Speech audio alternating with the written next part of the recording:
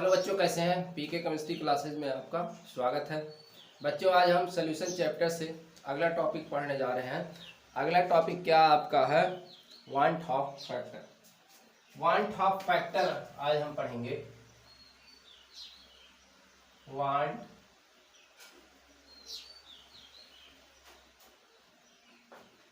Of factor, want of कारक या want of गुणांक भी इसको हम कहते हैं। तो वांट ऑफ फैक्टर या वांट ऑफ गुणांक इसको कहते हैं। इसको हम बच्चों आई से प्रदर्शित करते हैं। इससे आई से इसको हम जो है प्रदर्शित करते हैं। इसको आई से प्रदर्शित करेंगे वांट ऑफ कारक को। वांट ऑफ कारक पढ़ने से पहले हमें जान लेते हैं जो आपने फोर कॉलीगेटिव प्रॉपर्टी पढ़ा। क्या पढ़ा? फोर कॉलीगेटिव प्रॉपर्टीज आपने पढ़ लिया। चार कॉलीगेटिव प्रॉपर्टी आपने पढ़ दिया। उनके क्या सूत्र थे? वाष्प दाब के आपेक्षिक अनुमान का पहला फार्मूला आपने निकाला था। वाष्प दाब का आपेक्षिक अनुमान यानी कि P not minus P S by P not equal to क्या था? ये जीटा था सैल्यूट के लिए। ठीक, ये वाला फार्मूला था। या इसी को ये जीटा आपका क्या होता था? यहाँ पर ये जीटा बराबर आपका क्या होता है यहाँ, या इसी को आप लिख सकते हैं P not minus P S by P naught equal to zeta N by N plus capital N. ठीक है, ये वाला फार्मूला आप लिख सकते थे। दूसरा आपने कॉलीगेटिव प्रॉपर्टी क्या पढ़ा था? क्वथनांक का उन्नयन क्या था? Delta TV equal to 1000 into KV into small W.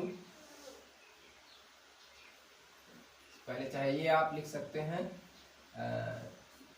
KV into क्या था आपका? मोललता था। ठीक, या इसी को आप लिख सकते हैं डेल्टा आप टीवी इक्वल टू 1000 इंटू यहाँ आपका केवी जुड़े, या तो फिर ऐसा आप लिख लीजिए। पहले ये जो है आपका क्या था?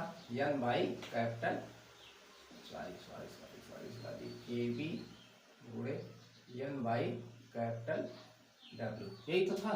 या इसको आप लिख सकते हैं डेल्टा टीवी इक्वल टू 1000 गुणे केवी इंटू स्मॉल डब्ल्यू। एन का मतलब क्या? स्मॉल डब्ल्यू बाई एम गुणे कैपिटल डब्ल्यू। ठीक है, ये वाला फार्मूला आप लिख सकते हैं। फार्मूला याद होना चाहिए सभी कॉलीगेटिव प्रॉपर्टी का।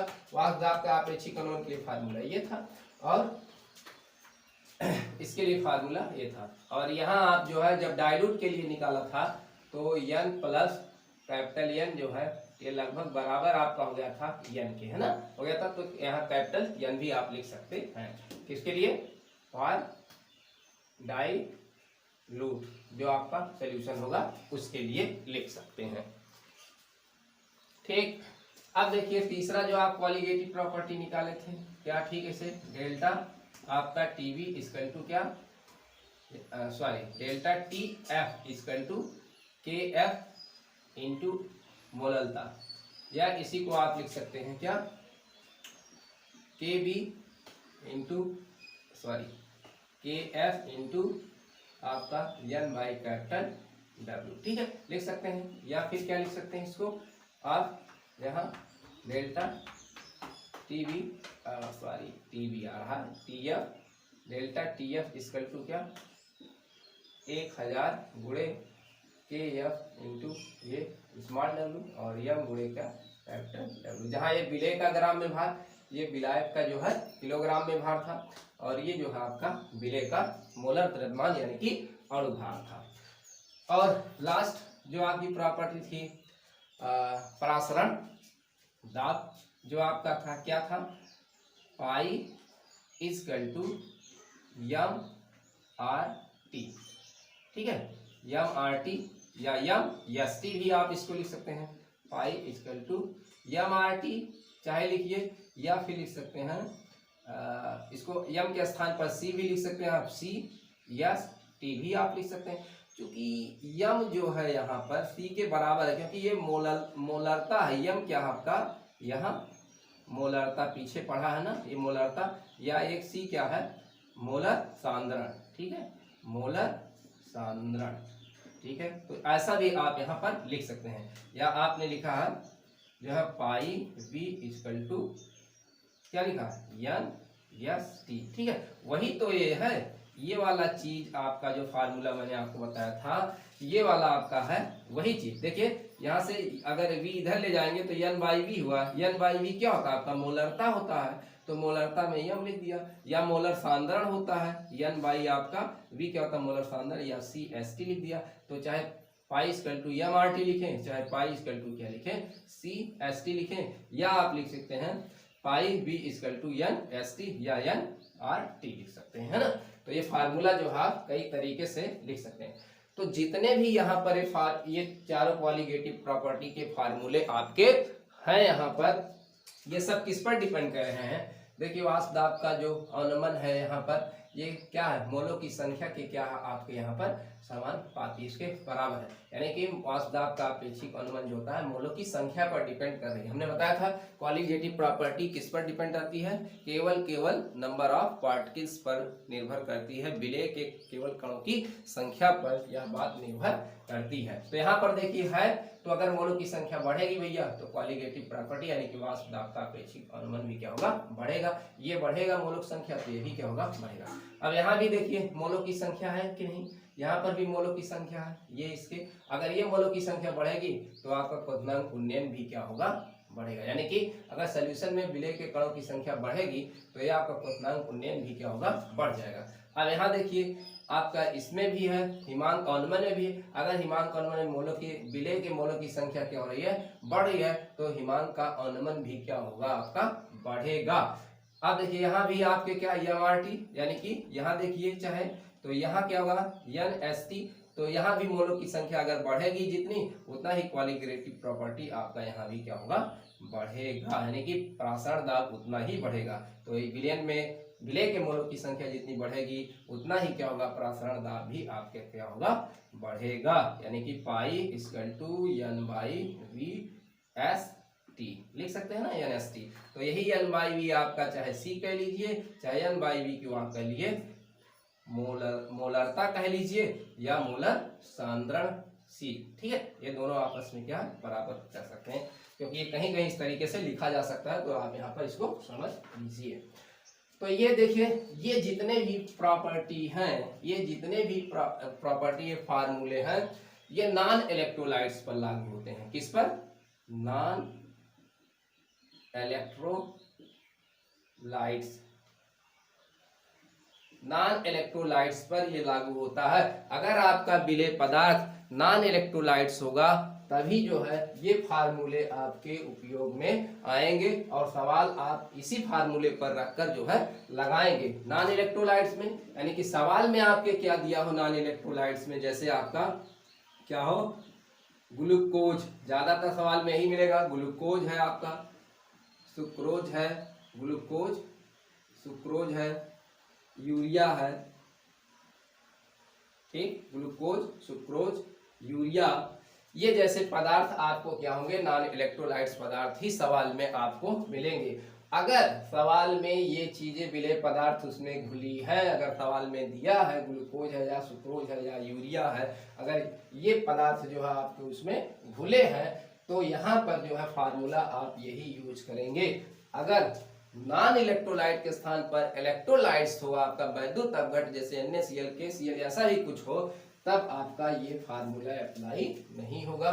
तब ये फार्मूला कैसे अप्लाई होगा आइए हम समझते हैं इसको, ठीक है। तो ये नोट में रहे, जब नॉन इलेक्ट्रोलाइट्स होगा तब ये फार्मूला आपका वाष्प दाब का अनुमान ज्ञात करने के लिए क्वथनांक उन्नयन, हिमांक अनुमान या प्रासरण दाब ज्ञात जब करेंगे तो यही फार्मूला लगाएंगे। लेकिन ये सवाल में ये जो है आपके ये पदार्थ विलेय पदार्थ होने चाहिए, तब ये जो है आपका फार्मूला जो है लगेगा।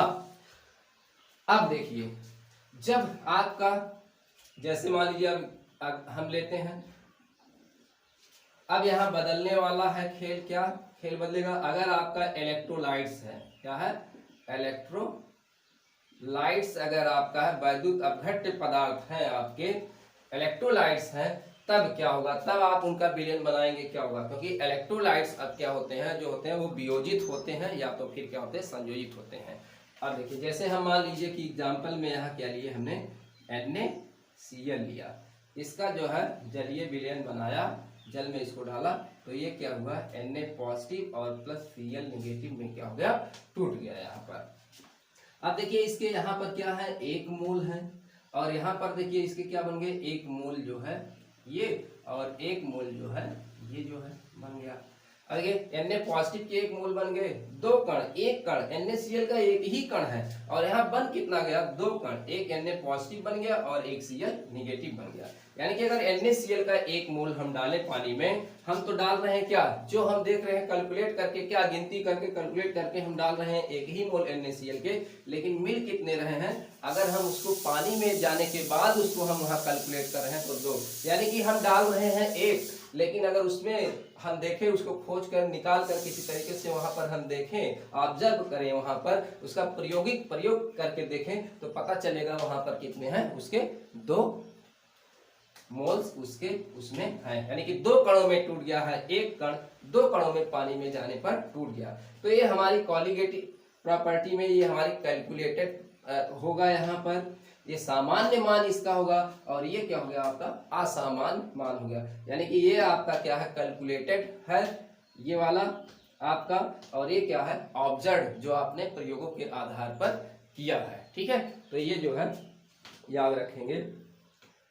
तो प्रायोगिक मान ये सामान्य मान होगा, और ये क्या होगा आपका, प्रायोगिक मान होगा। तो इसका ये क्या होगा, सामान्य ये मान होगा, और ये क्या होगा, प्रायोगिक, या कह सकते हैं ये प्रेक्षित होगा, प्रायोगिक या प्रेक्षित, यानी कि इसको कहेंगे ऑब्जर्व्ड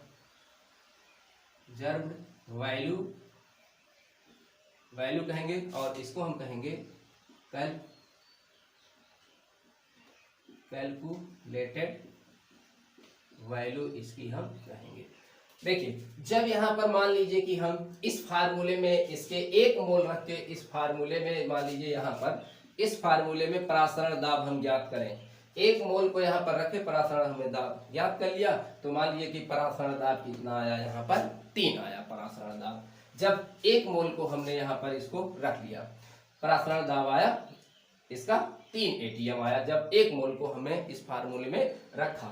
लेकिन जो प्रयोग किया, एक व्यक्ति ने क्या किया भाई, प्रयोग किया, और उसकी जो है ऑब्जर्व, उसकी जो है परासरण दाब जो है इससे क्या आया, ज्यादा आया। जब एक मोल रखने पर 3 ATM आया, तो प्रयोग करके एक दूसरे व्यक्ति ने देखा, जो प्रायोगिक है भाई, प्रयोग वाला ही सच्चाई होता है, जो दिखने गिनती वाला होता है वो जो है आपका नहीं होता है सत्य, जो आपका प्रायोगिक होता है वही क्या होता है, सत्य माना जाता है, क्योंकि विज्ञान प्रयोग करके ही सब कुछ ऑब्जर्व करके ही मानती है, तो वो क्या होता है, सत्य होता है। तो प्रायोगिक वाला तो दूसरे ने देखा कि उस विलयन में क्या हुआ, उसने जब प्रायोगिक तौर पर इसका परासरण दाब ज्ञात किया, तो 3 के स्थान पर क्या आया, 6 ATM आया, यानी कि 2 गुना हो गया। देखिए क्यों 2 गुना हो गया, क्योंकि इसका 1 मोल था, यहाँ इसका 2 मोल हो गया, तो 1 मोल के लिए अगर 1 ATM है, तो 2 मोल के लिए कितना होगा, 2 ATM होगा।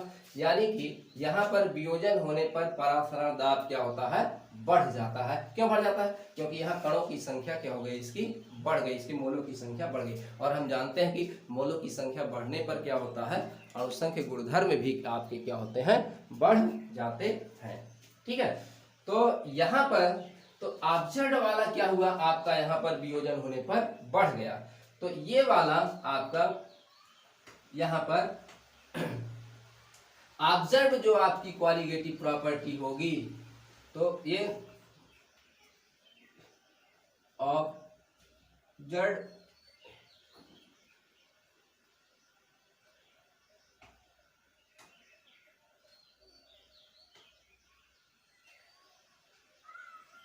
ऑब्जर्व क्वालिटेटिव प्रॉपर्टी ज्यादा हो जाएगी किससे, कैलकुलेटेड क्वालिटेटिव प्रॉपर्टी से। ठीक है, इस केस में आपका क्या हो जाएगा, वियोजन के केस में क्या हो जाएगा, वियोजन के केस में आपका यहाँ नंबर ऑफ मोल्स बढ़ रहे हैं, इसलिए यहाँ पर जो प्रायोगिक आपका यहाँ पर होगा, प्रेक्षित जो होगा आपका, जो प्रयोग के आधार पर निकाला जाएगा, वो क्वालिटेटिव प्रॉपर्टी आपकी बढ़ रही है। क्यों बढ़ रही है? क्योंकि यहाँ कणों की संख्या बढ़ रही है। और यहाँ कैलकुलेटेड प्रॉपर्टी आपकी पहले क्या है, ये कम है इसकी कणों की संख्या, तो ये क्या होगी, इसकी क्वालिटेटिव कैलकुलेटेड जो क्वालिटेटिव प्रॉपर्टी हुई, ये क्या होगी, कम होगी। तो वियोजन के केस में ये क्वालिटेटिव प्रॉपर्टी आपकी बढ़ेगी, और जो सामान्य वाली वैल्यू रहेगी आपका कैलकुलेटर रहेगी, वो क्या होगी, घटेगी। ठीक है, तो एक बार इसका कैलकुलेटर आप ज्ञात करेंगे तो क्या होगा, वो आपका कैलकुलेटेड कम होगा। लेकिन कैलकुलेटर ज्यादा भी हो सकता है, लेकिन ये वियोजन के केस में आपका ये ऑब्जेक्ट ज्यादा होगा और ये कैलकुलेटेड क्या होगा, कम होगा। अब कुछ ऐसे पदार्थ होंगे कि हम विलयन में डालें, उसके जो है तो मोल डाल दिए उसके, और पता चला कि जब हम विलयन में हाथ डाल के निकाल रहे हैं उसको, तो पता चला है दोनों आपस में क्या हो गए, चिपक गए हैं एक दूसरे में, यानी कि उनका संयोजन हो गया। तो हमने कहा भाई 2 मोल उसके हमने डाले थे, ये तो फिर उसमें विलयन में से जब उसको निकाल रहे हैं तो ये 1 मोल ही है, ये क्या हो गया, दोनों आपस में क्या हो गए, वो चिपक गए, यानी कि उसका क्या होगा, संयोजन हो गया। ठीक है, तो यहाँ पर क्वालिटेटिव प्रॉपर्टी क्या होती है, घट भी सकती है और बढ़ भी सकती है। कौन? प्रायोगिक वाला। प्रायोगिक वाले प्रयोग करने पर जो हमें दिखाई दे रही है सामने, उससे क्या होता है, जो प्रायोगिक क्वालिटेटिव प्रॉपर्टी होता है वो घट भी सकती है और बढ़ भी सकती है। यानी कि सामान्य क्वालिटेटिव प्रॉपर्टी से जो प्रायोगिक क्वालिटेटिव प्रॉपर्टी होती है वो घट भी सकती है और बढ़ सकती है।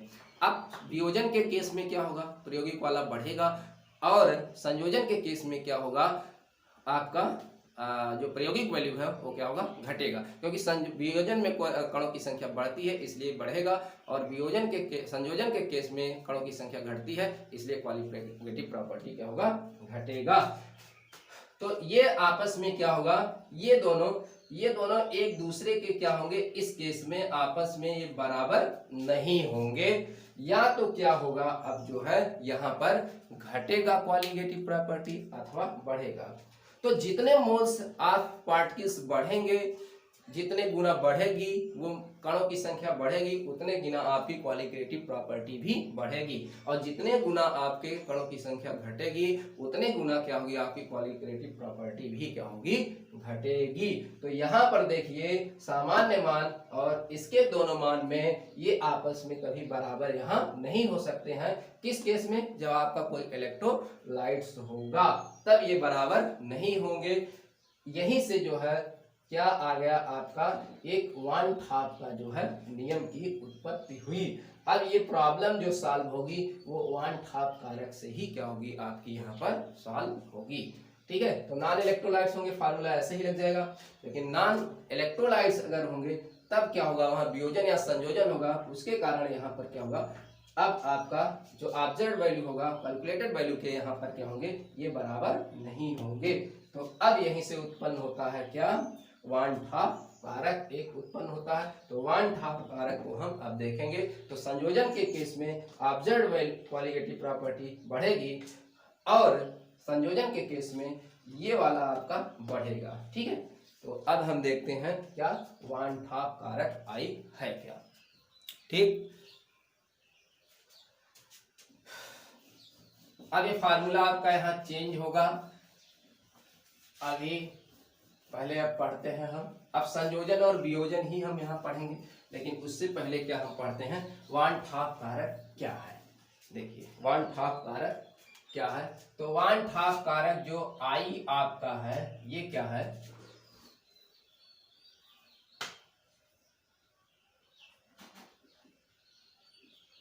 Numbers of moles of solute after dissociation oblique association. ठीक, टोटल यहाँ आप लिख सकते हैं total number of molecules of solute after dissociation या एसोसिएशन। बाई क्या हो जाएगा, यहाँ आई इक्वल टू है वन हाफ फैक्टर, तो यहाँ क्या है, total number of moles of solute B4 यानी कि बिलियन में जाने के बाद कितने मोलों की संख्या है, हो गई टूटकर या जुड़कर। और फिर क्या हो गई है, पहले क्या थी, पहले हमने क्या डाला, 100 डाला, तो कितना वियोजन हुआ, 100 में से 75 हुआ, या कितने आपस में जुड़ गए, है ना, ये चीज। तो B4 क्या, डिसोसिएशन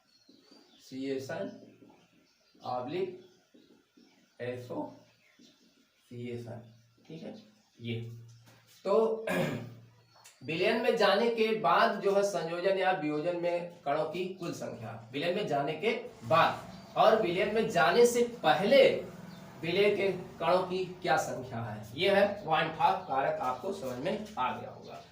जैसे कोई आप विलय पदार्थ NaCl आपने डाला, तो पहले आपने 1 मोल डाला, तो वहां आप देख रहे हैं कितना रहा, विलय में जाने के बाद टूटकर 2 मोल बन रहे हैं। तो वही चीज है, तो 2 मोल बन रहे हैं, तो 2 मोल आप ऊपर रख देंगे, क्योंकि ये विलय में जाने के बाद 2 मोल बन रहा है, और पहले हमने कितना डाला था, 1 ही डाला था, वो आप जो है नीचे रखेंगे, है ना, यही तो। अब देखिए यहाँ पर आप, या वान ठाफ कारक जो I होता है, ये यहाँ सामान्य, या इसके लिए फार्मूला होगा सामान्य मोलर द्रव्यमान, यानी कि सामान्य अणुभार आप कह सकते हैं। और यहां आप क्या लिखेंगे, असामान्य मोलर द्रव्यमान। अब देखिए क्या, ये भी आप लिख सकते हैं। तो सामान्य मोलर द्रव्यमान मतलब सामान्य मोलर द्रव्यमान जो किसी के अणुसूत्र से हम निकाल लेते हैं। अणुसूत्र होता है ना, जैसे एसिटिक एसिड लिया तो क्या हुआ, उसका 60 अणुभार हुआ, उसका मोलर द्रव्यमान 60 हुआ, तो ये सामान्य वाला हुआ। और प्रयोग के आधार पर ये जो प्रयोग वाला असामान्य मोलर द्रव्यमान का मतलब क्या हुआ, यहाँ पर ये ऑब्जर्व या प्रायोगिक है, तो ये ओबियस ऑब्जर्व, या जो है क्या है आपका ये एक्सपेरिमेंटल,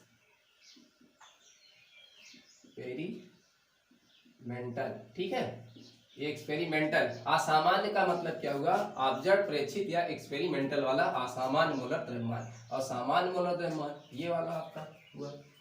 या इसी को हम लिख सकते हैं क्या, I बराबर लिख सकते हैं हम, और क्या लिख सकते हैं, I बराबर अणुसंख्य गुणधर्म का प्रायोगिक मान, अणुसंख्य गुणधर्म का प्रायोगिक, यानी प्रायोगिक मान, ठीक है, यानी कि प्रायोगिक मान मतलब OBS ऑब्जर्व वाला, ठीक। और उसी अणुसंख्य गुणधर्म का, उसी अणुसंख्य गुणधर्म का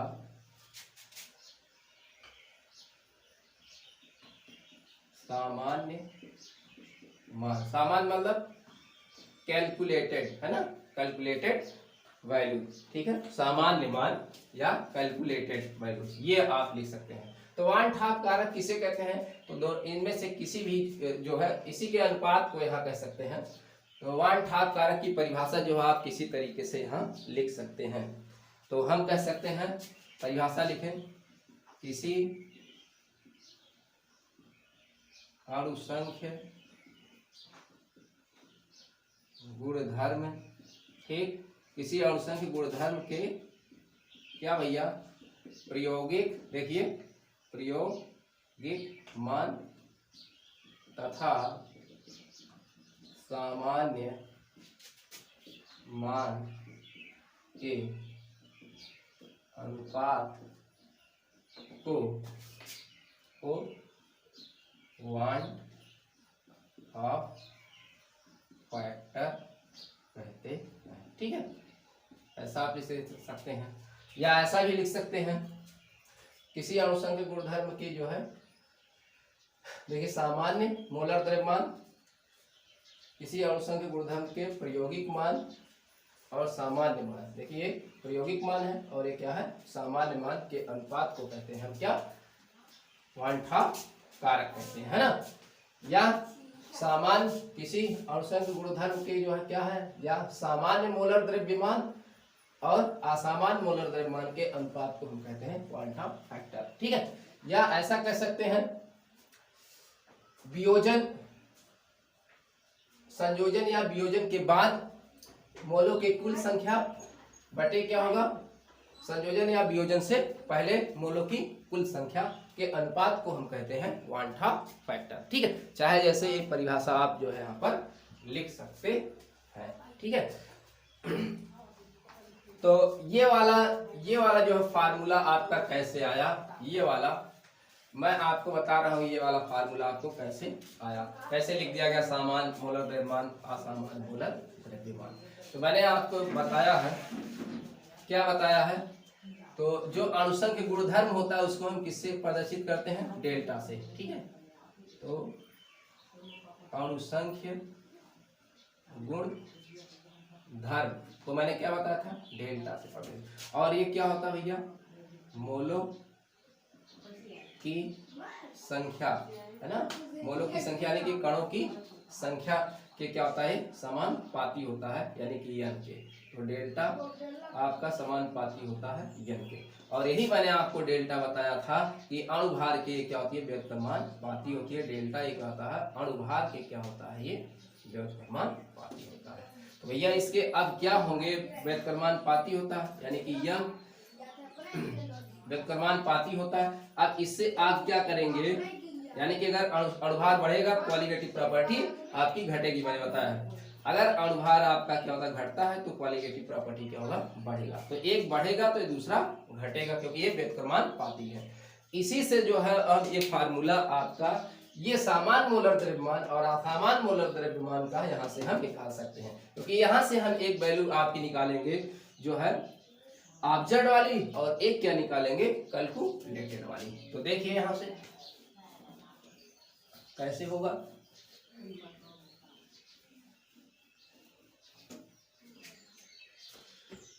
अब देखिए यहाँ से हम कैसे निकाल लेते हैं। तो देखिए आपका दो फार्मूला यहाँ से निकालेंगे, तो डेल्टा जो होगा OBS ऑब्जर्व वाला आपका क्या होगा, यहाँ पर ये प्रपोजल होगा 1/m ऑब्जर्व वाला हो जाएगा ना, ये वाला पहला हो जाएगा। और दूसरा यही क्या हो जाएगा आपका, डेल्टा जो है आपका कैलकुलेटेड CN प्रपोजल क्या, डायरेक्टली प्रपोजल क्या रहेगा, MCAN कैलकुलेटेड वाला हो जाएगा।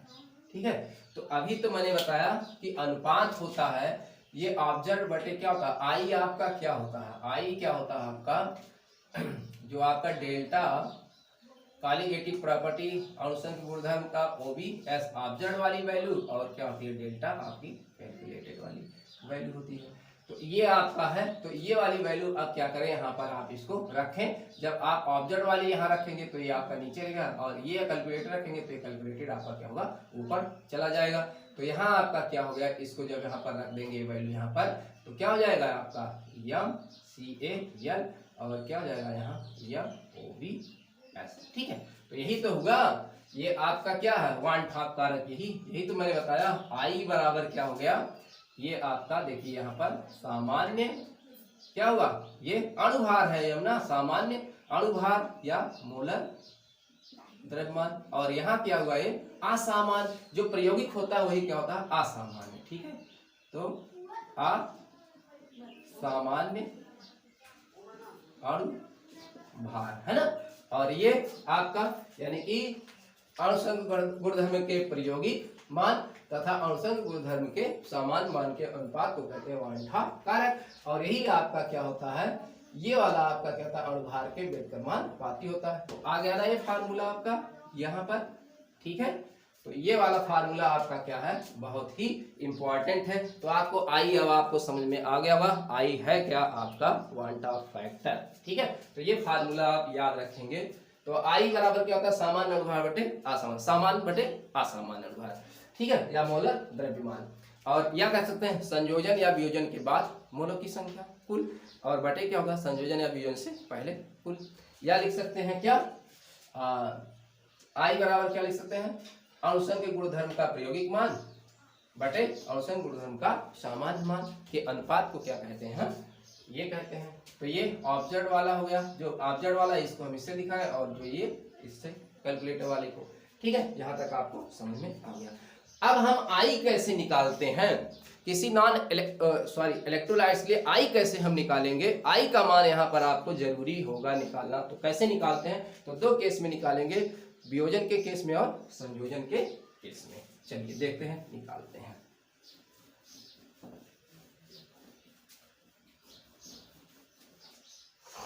फोकस सही है अभी।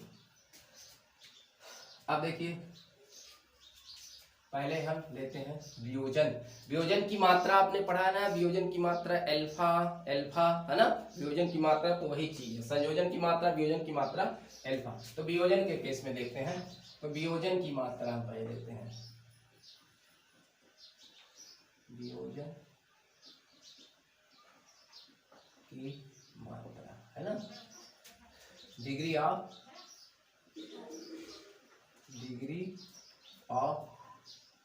डिसोसिएशन है ना, डिग्री ऑफ डिसोसिएशन किससे दिखा देते हैं, अल्फा है ना, अल्फा से इसको हम दिखा देते हैं। अब वियोजन की मात्रा किससे कहते हैं, वियोजन की मात्रा अल्फा दिखा रहा है, अल्फा का मान हमेशा क्या होता है, एक होता है या एक से कम ही होता है ना, एक। अगर पूरा का पूरा वियोजन हो जाएगा तो एक होगा, अगर पूरा का पूरा वियोजन नहीं होगा तो एक से कम होगा है ना, यही होगा। तो वियोजन की मात्रा क्या होती है, वियोजन की मात्रा साम्यावस्था पर लेंगे भैया,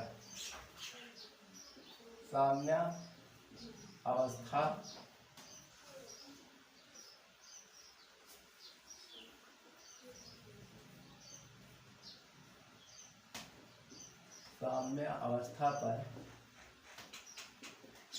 किसी पदार्थ के मोलों का वह अंश जितना वियोजित होता है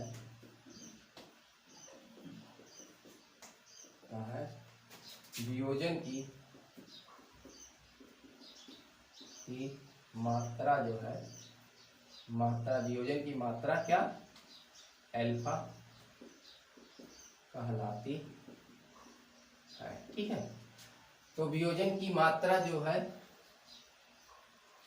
अल्फा बराबर आपका क्या होगा, वियोजित हुए अणुओं की संख्या है ना, वियोजित मोलों की संख्या, और फिर यहाँ वियोजन से पूर्व मोलों की संख्या, यही होता है अल्फा। ठीक है, यही चीज होता है। तो हम डिसोसिएशन के केस में, डिग्री ऑफ डिसोसिएशन के केस में देखते हैं, पहले हम आई कैसे हम यहाँ पर निकालेंगे। तो आई भी आपका है इसी तरीके से आपका होगा अल्फा, तो ये आपका वियोजन की मात्रा हो गई। ठीक है, तो वियोजन की मात्रा ये आप पढ़ते हैं। तो यहाँ हम देखते हैं, आई से हम यहाँ देखते हैं। तो अब यहाँ देखिए, पहले नंबर 1 के केस में, डिसोसिएशन के केस में जब वियोजन क्या हो रहा हो, 100%। ठीक है, वियोजन क्या रहा हो, कितना, 100%। वियोजन की मात्रा अल्फा है, याद रखिए अल्फा का मान क्या होता है, 100%। यहाँ पर जब 100% होगा तो अल्फा का मान क्या होगा आपका, 1 होगा। वियोजन की मात्रा क्या होगी आपका, 1 होगा। अभी हमारे 100% जो है वियोजन हो रहा है, तो जैसे हम ले NaCl ले, पहला इसको जल में डाला गया तो 100% वियोजन हो गया, तो ये Na पॉजिटिव और प्लस क्या हुआ, Cl नेगेटिव में टूट गया। अब देखिए इसके 1 मोल है यहाँ पर, अब यहाँ पर बन क्या रहा आपका, 1 मोल इसका और 1 मोल इसका यहाँ पर बन रहा है, 1 मोल यहाँ इसका बन रहा है और 1 मोल जो है ये, और 1 मोल जो है ये। अब आई बराबर क्या कहता है, तो आई यहाँ पर आपका क्या होगा, तो वियोजन के बाद क्या है का मोलों की संख्या आपका 1 + 1, और पहले क्या है 1 है, तो क्या होगा आपका यहाँ आपका 2/1 बराबर 2। ठीक है, और 2 मोल देखिए इससे क्या है, 2 आपको प्राप्त भी हो रहे हैं। ठीक है, ये हो गया, तो आई का मान आपका यहाँ क्या हो गया, 2 हो गया। ठीक है, अब देखते हैं दूसरा वाला देखते हैं। मान लीजिए कि एक आपका क्या MgCl2 है, इसको जब वियोजित हुआ 100%, तो Mg डबल पॉजिटिव और प्लस 2Cl नेगेटिव। अब देखिए यहाँ पर क्या है, इसका क्या है, एक ही मोल है MgCl2 का। यहाँ किसके कितने बन रहे हैं, इसके 1 मोल बन रहे हैं, और ये कितना बन रहा है इसका, देखिए आगे क्या 2 मोल इसके बन रहे हैं, तो यहाँ कुल 3 मिल रहे हैं। तो I बराबर यहाँ क्या हो जाएगा, 1/2 फैक्टर क्या हो जाएगा 1 + 2 बाई पहले कितना है 1, तो कितना हो जाएगा 3/1 यानी कि 3। ठीक है, तो देखिए पहले यानी कि अब यहाँ 3 हो गया और यहाँ 1 ही मोल है, इसका मतलब कॉलीगेटिव प्रॉपर्टी यहाँ 3 गुना बढ़ गया, यहाँ कॉलीगेटिव प्रॉपर्टी कितना होगा 2 गुना बढ़ गया। और देखते हैं तीसरा के केस में, हम देखते हैं जैसे मान लीजिए कि हम ये Al2SO4 का राइट, अब इसको हम तोड़ते हैं, इसको तोड़ते हैं 100%। देखिए ये 100% वियोजन पर हम ले रहे हैं यहाँ पर। अच्छा आई क्या बताता है, आई यही बताता है कि कणों की संख्या कितनी बढ़ रही है और कितनी जो है घटती है, कितनी बढ़ती है और कितनी घटती है, आई यही आपको बताता है। तो जितनी कणों की संख्या घटेगी या बढ़ेगी उतने ही गुना आपका क्या होगा, कॉलीगेटिव प्रॉपर्टी उतने ही गुना घटेगा अथवा बढ़ेगा। तो आई देखिए यहाँ पर आपका, तो ये आप तोड़ेंगे Al3 पॉजिटिव, ये तोड़ना आता है ना, प्लस जो है 3SO4 डबल नेगेटिव। तो यहाँ देखिए इसके क्या है भैया 1 मोल है, यहाँ कितने मिल रहे हैं इसके 2 कण यानी कि 2 मोल, इसके 3 कण इसके 3 मोल आपको मिल रहे हैं। तो यहाँ आई आपका क्या हो जाएगा, आई देखिए यहाँ 2 + 3 बटे यहाँ क्या 1 मोल, तो यहाँ क्या होगा 5/1 अर्थात यहाँ 5। तो यहाँ कॉलीगेटिव प्रॉपर्टी क्या होगी 5 गुना आपकी बढ़ जाएगी। ठीक है, और देख लेते हैं ये आपका क्या है, K4 कॉम्प्लेक्स कंपाउंड या फिर CN4 ये भी आपका एक है।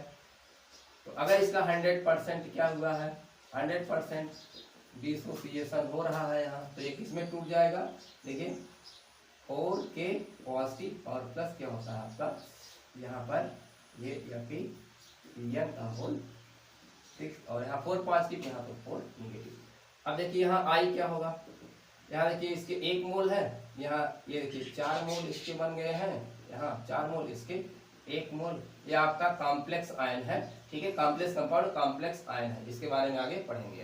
तो यहाँ देखिए 4 मोल बन गया, यहाँ कितना है आपका इसका 1 मोल है, तो आई बराबर क्या हो गया 4 + 1 और बटे यहाँ आपका क्या हुआ 1, तो यहाँ 5/1 यानी कि 5। ठीक है, तो ये आई आप निकालेंगे जब सवाल में 100% जो है वियोजन की बात करें, तब आपके जितने आपके कण यहाँ पर टूटने के बाद जितने कण बचेंगे उतने आपका आई का मान होगा। तो यहाँ 2 बन रहे, टूटने पर 2 मोल बन रहे तो आई का मान 2, यहाँ टूटने पर 3 बन रहे आई का मान 3, यहाँ टूटने पर क्या हो रहे हैं 5 बन रहे तो आई का मान 5, यहाँ टूटने पर 5 बन रहे हैं तो आई का मान क्या होगा 5 होगा यहाँ पर।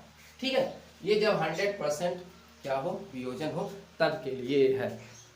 तो आइए दूसरा आगे हम देखते हैं। वैसे तो 100% किसी का वियोजन होता ही नहीं है, अगर कहा है सवाल में 100% वियोजन यानी कि वियोजन पूर्णतया हो रहा तब आप ऐसे आई का मान निकालेंगे, लेकिन अगर कहा आई 100% उसका वियोजन ना होता, वैसे ही 100% वियोजन किसी का होता नहीं, हम मान लेते हैं केवल 100% वियोजन हो रहा है।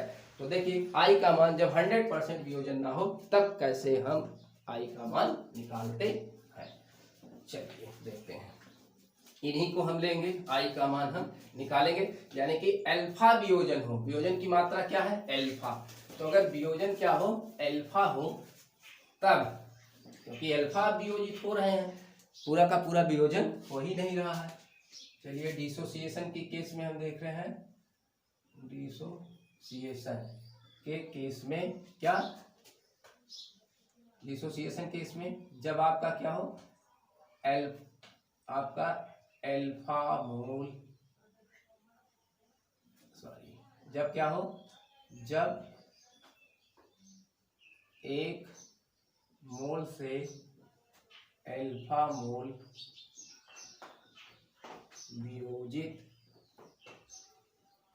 हो। ठीक है, जब 1 मोल से क्या हो रहा है अल्फा मोल वियोजित हो रहे हो तब देखिए पहला आपका वही NaCl लेते हैं, NaCl ये अल्फा। अब देखिए पूरा वियोजन नहीं होगा तो रिएक्शन का चिन्ह लगाएंगे हम, तो Na पॉजिटिव और प्लस Cl। इसका मतलब ये हुआ Cl नेगेटिव, इसका मतलब Na पॉजिटिव Cl नेगेटिव तो आपको मिले ही क्या हो जब 100% वियोजन ना हो। ठीक है, अल्फा मोल 100% वियोजन नहीं हो रहा है यहाँ पर, ठीक है, 100% वियोजन नहीं हो रहा है, यानी कि 100% वियोजन आपका वियोजन नहीं है, ठीक है, नहीं है, ठीक है। 100% जब वियोजन ना हो तब के लिए है ये।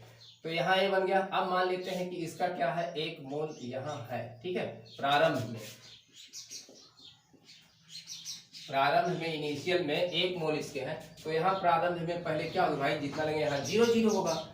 अब मान लेते हैं साम्यावस्था पर, साम्य पर देखते हैं जब इक्विलिब्रियम स्थापित है। पहले तो ये बर्बाद होगा, जितना बर्बाद हो जाएगा, टूटेगा, ये Na पॉजिटिव Cl में जितना टूटना होगा वो टूट जाएगा। फिर क्या होगा, इनमें के बीच में क्या होगी, साम्यावस्था स्थापित होगी। तो साम्यावस्था स्थापित होने पर इसके कितने, मान लीजिए कि यहाँ क्या हो गया, देखिए 1 1 है, यहाँ 1 1, तो इसके क्या हो गया, अल्फा वियोजित हो गए, इसके क्या है अल्फा। तो यहाँ क्या होगा 1 माइनस क्या हो जाएगा अल्फा। तो भाई अल्फा वियोजित हो गए, तो इसमें से क्या हो गया, इतना अल्फा घट गया आपका। अब देखिए आई अब निकालिए, आई आपका क्या है, पहले 1 मोल था और बाद में क्या हुआ है, देखिए अल्फा अल्फा वियोजित हुए हैं और इसके कुछ बचे भी तो हैं 1 माइनस अल्फा। तो ये हम इनको देखते हैं। आई बराबर क्या होता है, बाद का और पहले का। बाद में ये है आपका साम्यावस्था पर, बाद में ये सब है, और पहले क्या था आपका 1 मोल था। तो आई बराबर पहले वाला क्या होगा, देखिए 1 माइनस अल्फा, और ये क्या होगा प्लस अल्फा और प्लस अल्फा, ठीक है, बटे पहले आपका कितना था 1 मोल यहाँ पर। तो देखिए ये अल्फा अल्फा क्या हो गया, कैंसिल हो गया, तो ये 1 प्लस क्या हो गया अल्फा, ठीक है भाई। तो ये देखिए 1 प्लस अल्फा आपका यहाँ पर आया। अच्छा, अगर 100% आपका डिसोसिएशन था वहां पर NaCl का, तो वहां दो जो है कणों की संख्या मिली थी। तो यहाँ फिर देखिए अगर 100% वियोजन की मात्रा है तो अल्फा क्या होता है, 1 होता है। 100% वियोजन के लिए अल्फा क्या होता है ना, अल्फा 1 होता है। जरा अल्फा की यहाँ अगर 100% वाले अल्फा 1 रखें तो क्या हो जाएगा, 1 + 1 क्या हो जाएगा, 2 आ जाएगा, है ना। तो आपका आ जाएगा, अगर आप रखेंगे यहाँ 1 प्लस अल्फा 100% वियोजन पर, तो 1 वियोजन अल्फा का मान कितना 1 होता है 100% पर 1, तो यहाँ पर आपको क्या मिल जाएंगे, 2 मिल जाएंगे। लेकिन हम किसके निकाल रहे हैं, जब वियोजन 100% ना हो तब ये आपका यहाँ पर आ गया। इसी तरीके से ये हो गया। इसी तरीके से आप दूसरा जो है MgCl2 के लिए लिख सकते हैं। तो Mg डबल पॉजिटिव प्लस जो है 2Cl नेगेटिव। अब देखिए प्रारंभ में इसके कितने हैं, 1 मोल है, और यहाँ प्रारंभ में 1 मोल है, और यहाँ क्या हो गया, अभी 0 हो गया। अब देखिए साम्य पर, ठीक है, आप लिखते रहेंगे इसको। साम्य पर इसके क्या होंगे, इसमें से 1 मोल में से इसके क्या होंगे, अल्फा क्या हो जाएंगे, घट जाएंगे। तो यहाँ पर अल्फा इसका बना, और ये 2 है, ये 1 ही आयन है, ये क्या 2 है, तो यहाँ क्या हो जाएगा, ये 2 अल्फा लेकर जाएगा, है ना। तो अब देखिए आई आपका क्या हो जाएगा, तो देखिए 1 माइनस अल्फा और प्लस अल्फा और प्लस यहाँ आपका 2 अल्फा। तो देखिए 1 अल्फा कैंसिल, तो 1 प्लस क्या हुआ 2 अल्फा। पहले आपका कितना था 1 मोल, तो क्या यहाँ पर बचा, यहाँ पर 1 प्लस 2 अल्फा बाई 1, ठीक, ये हुआ। अब देखिए अगर अल्फा का मान आप 1 रख देंगे तो आप इसके लिए कितने आप आई का मान निकाले थे 3 पहले 100% पर। अगर यहाँ अल्फा का मान 1 रख दें तो कितना जाएगा, 3 आ जाएगा आपका, है ना। तो ये आपका हुआ ये। इसी तरीके से अभी उसके लिए हम निकाल लेते हैं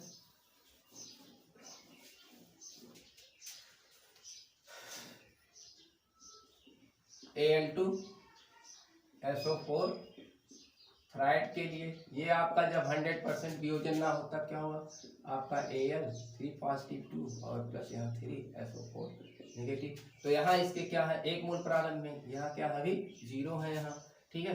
तो 1 माइनस क्या होगा, यहाँ अल्फा होगा जब वियोजन होगा, यहाँ 2 है तो ये क्या होगा आपका 2 अल्फा, यहाँ 3 है तो यहाँ क्या होगा 3 अल्फा होगा। तो आई अब आप क्या कर सकते हैं, निकाल सकते हैं। तो 1 माइनस अल्फा आपका, और यहाँ पर आपका क्या हो जाएगा प्लस 2 अल्फा और प्लस क्या हो जाएगा 3 अल्फा।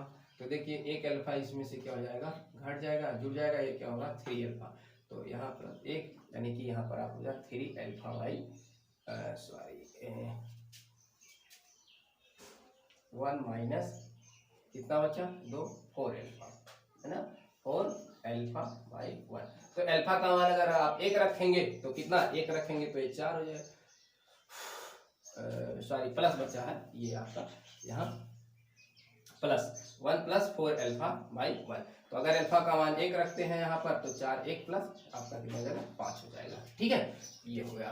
तो इसी तरीके से आप इसके लिए भी आप निकाल सकते हैं K4 या फिर Cn होल 6। ठीक है, इसके लिए भी निकाल सकते हैं, इसके लिए भी 5 आएगा यही। ठीक है, 1 प्लस 4 अल्फा बाई 1 इसके लिए भी यहाँ पर आएगा। तो इसको आप निकाल लेंगे खुद, पीछे हमने बताया उसी तरीके से तोड़ लेंगे इसको। तो ये आपका क्या होगा डिसोसिएशन, जब वियोजन की मात्रा हो तो आई का मान आप कैसे निकालेंगे। तो फार्मूला ये दिया होगा, ये फार्मूला दिया होगा, तो उस तरीके से आप आई का मान क्या होंगे निकाल लेंगे। तो किताबों में एक कॉमन फार्मूला दिया होता है, तो उस कॉमन फार्मूला से आपको मतलब नहीं है। आप जो फार्मूला दिया हो, जो सूत्र दिया हो, उसी को आप तोड़कर आई का मान निकाल लेंगे। कोई कॉमन फार्मूला से यहाँ मतलब नहीं है। अब देखिए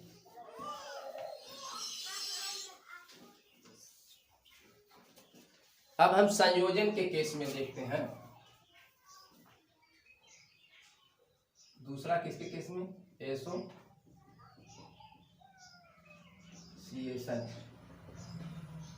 ठीक, एसोसिएशन संयोजन।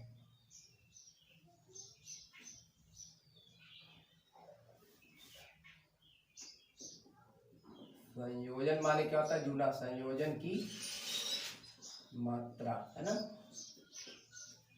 Degree of association. ठीक है, आई का मान ऐसे आप निकलेंगे, जब संयोजन वियोजन कहेगा तो आई का मान आप ऐसे ही निकालेंगे।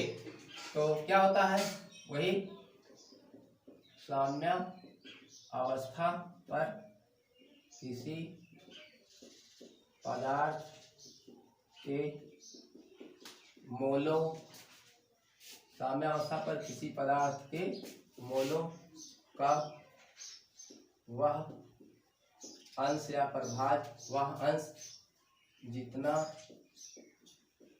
संयोजित होता है,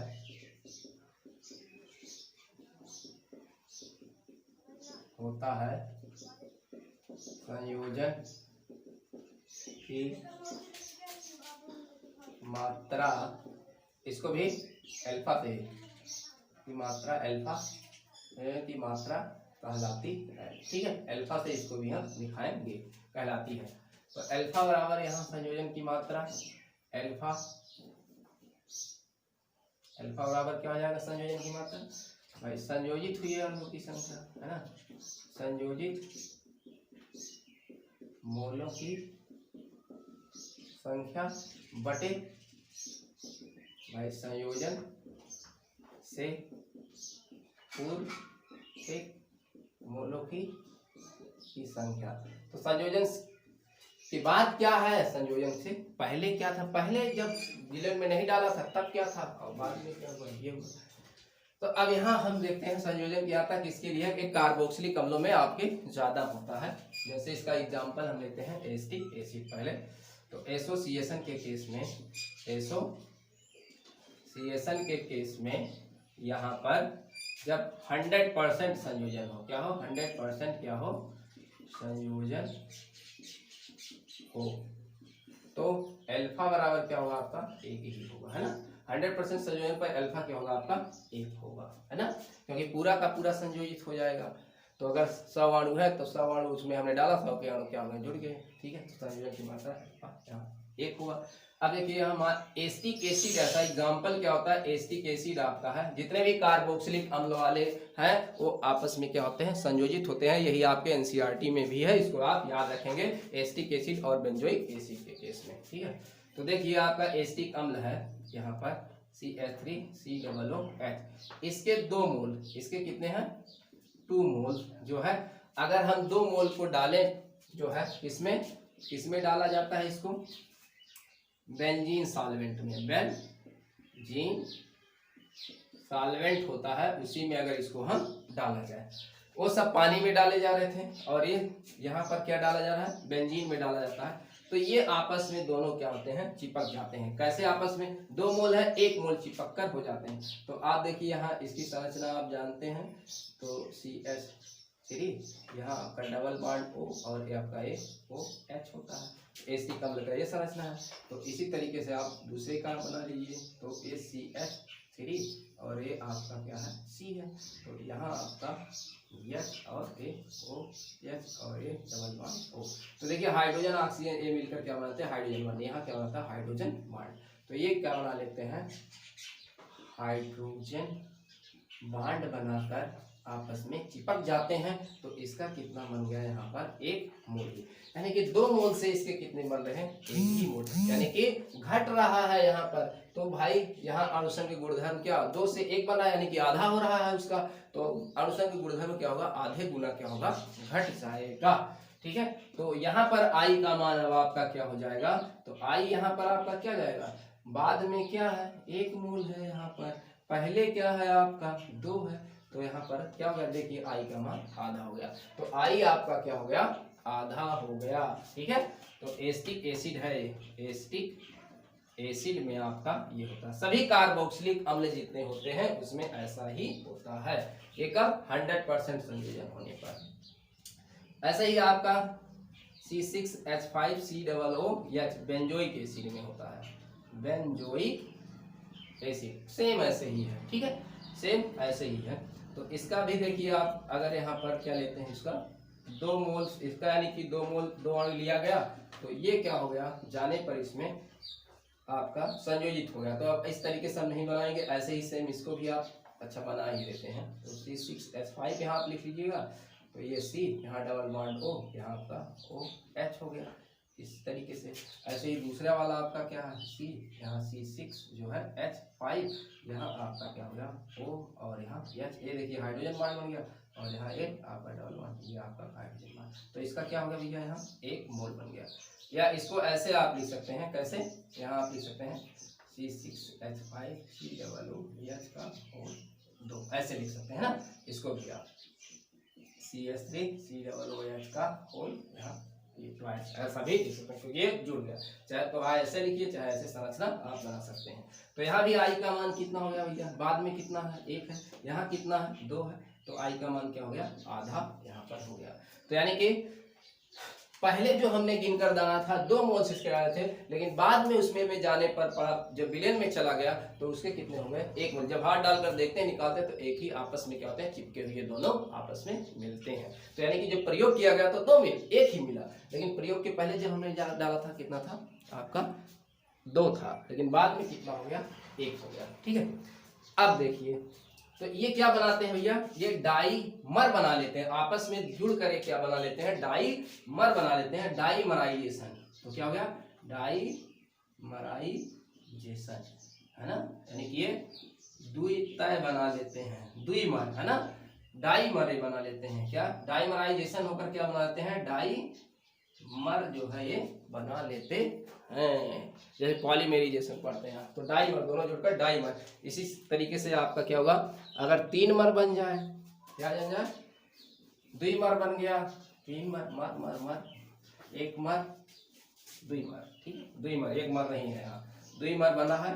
तो 3 मर अगर बन जाए तो मान लीजिए कि कोई कंपाउंड आपका ऐसा हो कहा, लेकिन आपका यही दोनों पर ही सवाल आएगा, यही एनसीईआरटी में आपके है, 3 मर वाला नहीं आएगा। मान लीजिए देखिए यहाँ क्या है 3, आप मान लीजिए कोई अणु है 3 है इसके, और यहाँ पर ये जुड़ कर क्या बना लिया X3, दोनों आपस में जुड़ गए। तो यहाँ इसके कितने हुए यहाँ पे यहाँ 3 मोल, यहाँ कितने हुए आपके जुड़कर तीनों जुड़ गए 1 मोल बनाइए। तो आई का मान यहाँ क्या हो जाएगा, पहले क्या है बाद में क्या 1 है, पहले क्या था 3 हो गया। तो ये 3 गुना क्या हो जाएगा घट जाएगा आपका।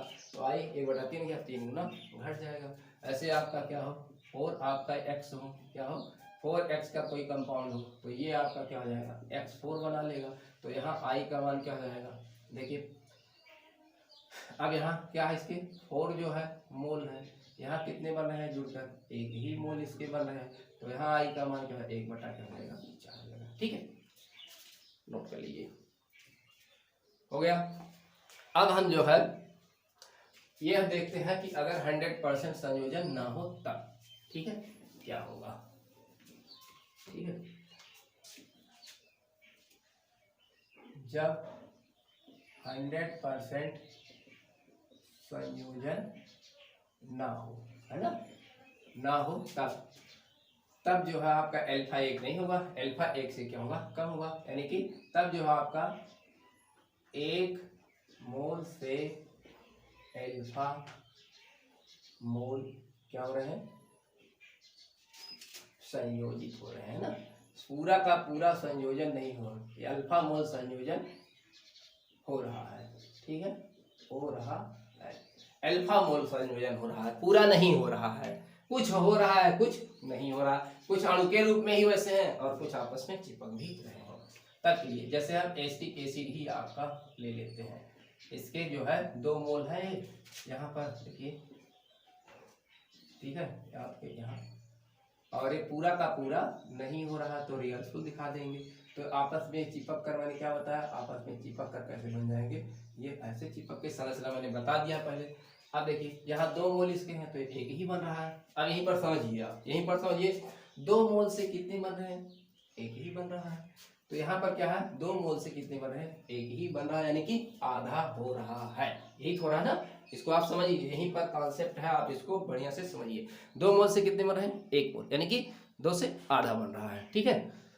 अब देखिए, अब हम लेकिन यहाँ मानते हैं 1 मोल, ठीक है, क्या मानते हैं 1 मोल ही, क्यों 1 मोल मान रहे हैं, 2 मोल मान सकते हैं लेकिन हम 1 ही मानेंगे क्योंकि अल्फा क्या होता है आपका 1 ही होता है, इसलिए हम यहाँ 1 ही जो है मोल यहाँ पर मान रहे हैं, ठीक है, 1 मोल यहाँ हम मान रहे हैं। कब, प्रारंभ में, ठीक है, तो यहाँ पर क्या होगा भैया 0। अब साम्य पर चलें, साम्य पर क्या होगा, तो यहाँ से क्या होगा आपका, मान लीजिए कि ए अल्फा, देखिए 2 मोल से आधा बन रहे हैं तो 1 मोल से क्या यहाँ बनेगा आधा, यानी कि अल्फा आपके वियोजित हो रहे हैं तो यहाँ क्या हो जाएगा, आधा का मतलब क्या, अल्फा बाई 2, समझ में आएगा भाई। देखो अगर 2 मोल है, 1 बन रहा है, पहले इसके देखिए 2 मोल है ना, 1 बन रहा है जुड़कर, तो अगर यहाँ 1 मोल ही हो तब यहाँ जुड़कर क्या बनेगा, उसका आधा ही तो बनेगा, यानी कि अल्फा जो है मोल संयोजन हो रहा है, क्या तो अल्फा बाई क्या होगा 2 ही तो होगा, तो यहाँ क्या होगा अल्फा आपका क्या हो जाएगा, यहाँ कम हो जाएगा आपका। अब आई, अब आप निकालिए तो आई बराबर क्या हो जाएगा, तो इतना, तो 1 माइनस अल्फा और प्लस क्या होगा अल्फा बाई 2, और यहाँ आपका पहले कितना है 1 मोल बने वाला है, ठीक है। वैसे आप 2 मोल मानकर यहाँ कर सकते हैं, तो यहाँ 2 मोल लेंगे तो यहाँ 2 में से 2 अल्फा आप घटाएंगे, है ना, तो ऐसा भी आप कर सकते हैं, लेकिन 1 मोल ही हम यहाँ पर रखकर निकाल रहे हैं क्योंकि अल्फा क्या होता है आपका, अल्फा क्या होता है 1 ही होता है, ठीक है। अब देखिए ये हो गया, तो यहाँ से आपका क्या होगा, देखिए हल कर लीजिए, तो ये आपका 2 अल्फा हो जाएगा, 2 अल्फा में से क्या होगा 1 अल्फा क्या होगा प्लस है घट जाएगा, तो यहाँ 1 माइनस क्या होगा अल्फा बाई 1, ठीक है, ये आपका हुआ। अब देखिए अल्फा का मान कितना होता है 1 ही होता है, अगर अल्फा को आप 1 माइनस अल्फा बाई 2 ए बचा, ठीक है। तो अगर अल्फा का मान यहाँ आप रख दें तो देखिए 2 हो जाएगा यहाँ, अगर अल्फा का मान 1 रखेंगे तो 1 बटा कितना होगा आपका 2 ही तो होगा, आधा ही होगा, ठीक है, तो ये वाला आपका यहाँ बचेगा, ठीक। इसके लिए ये आपका हो गया, इसी तरीके से बेंजोइक अम्ल के लिए भी आपका आएगा। अब मान लीजिए कि 3x आपके हैं, दूसरा 3x है आपके यहाँ, अगर बन रहे हैं ट्राइमराइजेशन हो रहा आपका, ये डाइमराइजेशन है, ट्राइमराइजेशन आपका अगर हो रहा है तब क्या होगा, तो x से क्या हो गया है 3 बन गया आपका, ठीक है। तो यहाँ आपके कितने हैं 3 मोल है, ठीक है। अभी यहाँ क्या होगा, अभी 0 स्टार्ट में होगा प्रारंभ में, ठीक है, प्रारंभ में साम्य पर आइए, साम्य पर क्या होगा, तो अगर 3 मोल से क्या बन रहा है भैया, 3 मोल से क्या, अभी यहाँ 0, 3 मोल से अगर देखिए 3 मोल से कितने बन रहे हैं भाई, तीनों जुड़ गए हैं 1 बन रहे हैं, तो क्या होगा 3 गुना क्या हो रहा है घट रहा है, तो यहाँ क्या होगा, तो यहाँ पर क्या होगा आपका, यहाँ पर इसके 3 मोल है यहाँ, लेकिन हम मान क्या रह रहे हैं यहाँ 1 मोल, ठीक है, 1 मोल है, तो यहाँ कितने जो है आपके, तो 1 माइनस क्या होगा यहाँ पर आपका अल्फा होगा, और यहाँ क्या होगा आपका अल्फा बाई क्या होगा 3 होगा, होगा कि नहीं भाई। जैसे यहाँ पर क्या होगा आधा हो रहा है, 2 से क्या बन रहे थे, आधे दोनों जुड़कर बन रहे, 2 से 1 बन रहे थे। यहाँ 3 से क्या हो रहे हैं, 1 बन रहे हैं, तो क्या होगा, 3 से 1 बन रहे हैं तो 100% अगर हो रहा तो 1/3 हो रहा ना, तो यहाँ अल्फा संयोजित हो रहा, तो अल्फा वाई क्या होगा आपका 3 होगा, है ना। तो अब क्या होगा, आई बराबर यहाँ क्या होगा, तो 1 माइनस क्या होगा अल्फा, और यहाँ प्लस क्या होगा अल्फा वाई आपका क्या होगा 3 हो जाएगा। ठीक है, पहले क्या है आपका 1 मोल, अब यहाँ देखिए निकाल लीजिए, तो अल्फा ये देखिए 3 हो जाएगा आपका, तो यहाँ आपका 2 यानी कि 1 माइनस 2 अल्फा बाई क्या होगा आपका यहाँ ये नीचे 3, तो आपका ये हो जाएगा यहाँ 3 हो जाएगा। अब रखिए अल्फा का मान यहाँ, अब यहाँ अल्फा का मान रखिए 1, तो यहाँ हो जाएगा 2, 2 में से क्या होगा 1 आपका ये जो है 3 आपका 1/3 आ जाएगा। अगर 1 आप यहाँ रखेंगे तो क्या होगा 1 आपका 3 हो जाएगा। ठीक,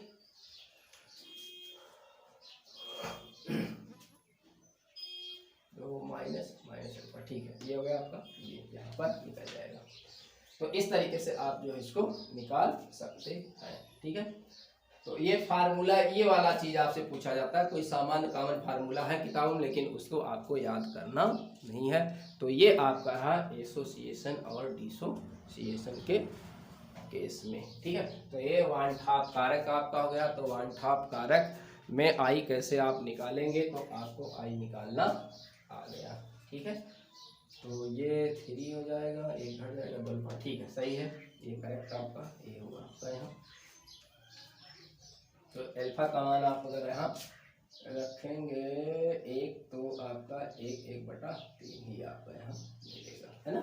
यहाँ आपका 3 हो जाएगा, ये इधर से 3 हो जाएगा, अल्फा का मान है 2 है 3, 1/3 आ जाएगा। देखिए देखिए ऐसे 1 माइनस अल्फा, और यहाँ आप कितना रख दीजिए 2 गुणे 1 अल्फा का मान, और यहाँ 3 और 3 ये हो गया, तो आपका यहाँ 3 माइनस क्या होगा 2 होते हो 3 हो गया, तो यहाँ क्या होगा 1/3। ठीक है, इस तरीके से निकाल लेंगे।